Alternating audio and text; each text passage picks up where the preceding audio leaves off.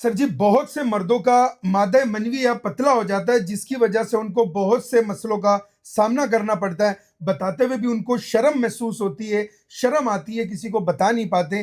اس کا ہربل میں کوئی گھریلو نسخہ بتا دیں۔ السلام علیکم ناظرین، بہت سارے مرد سمجھتے ہیں کہ منی کا پتلا ہونا ایک عام سی بات ہے، لیکن حقیقت یہ ہے کہ بعض کیسز میں یہی چیز سپرمز کی کوالٹی کو متاثر کر سکتی ہے۔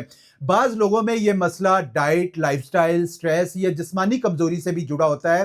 ایسی صورتحال میں بہت سارے اور بھی مسائل جو دکھنے میں آتے ہیں، جیسا کہ جریان کا مسئلہ ہے، ٹائمنگ میں کمی ہے یا کمزوری کا احساس ہے، موٹیلٹی کی حرکت ہے، منی کا فوری پانی جیسا ہو جانا، کم والیوم ہونا، ایجیکولیشن کا کم ہو جانا، اور سیمنز کی رپورٹس میں ایزوسپرمیا، اولیگوسپرمیا اور بھی بڑے مسئلے مسائل آتے ہیں۔ اگر آپ کو بھی یہ علامت ہیں یا آپ نے پہلے سے کوئی رپورٹ کروائی ہے اور آپ کو سمجھ نہیں آ رہا ہے کہ رپورٹ میں کیا لکھا ہوا ہے، تو آج ہی وہ رپورٹ ہمیں شیئر کر سکتے ہیں، ہم اس کے حوالے سے بہتر رہنمائی کریں گے۔ لیکن آپ کو جو میں ریمیڈی بتانے والا ہوں، آپ اس کو گھر پہ بنا کے استعمال کر سکتے ہیں۔ انشاءاللہ تعالی آپ کی منی کا پتلا ہو جانا، ٹائمنگ کا مسئلہ، ایجیکولیشن کا مسئلہ، جسمانی کمزوری، ایزوسپرمیا، اولیگوسپرمیا کا مسئلہ اللہ پاک کے فضل و کرم سے ٹھیک ہوگا۔ لینا کیا ہے؟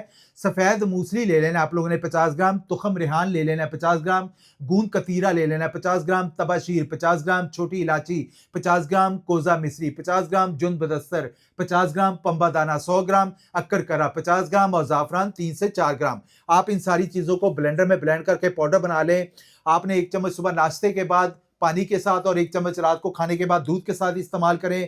انشاءاللہ تعالی اس سے آپ کے تمام مسائل جو اولاد کے حوالے سے آپ کو پریشانی آ رہی ہے، چاہے وہ کسی حوالے سے بھی پرابلمز آ رہی ہے، تو اللہ پاک کے فضل و کرم سے آپ اپنے آپ کو مضبوط کر سکتے ہیں، آپ اپنے آپ کو ریکور کر سکتے ہیں۔ آپ اس کو استعمال کریں اور اس کا کسی قسم کا کوئی سائیڈ ایفیکٹ نہیں ہے۔